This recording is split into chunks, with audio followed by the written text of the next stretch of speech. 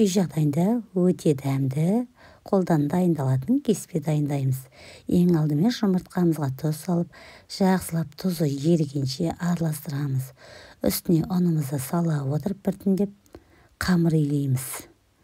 Қамырымыз қатты болады.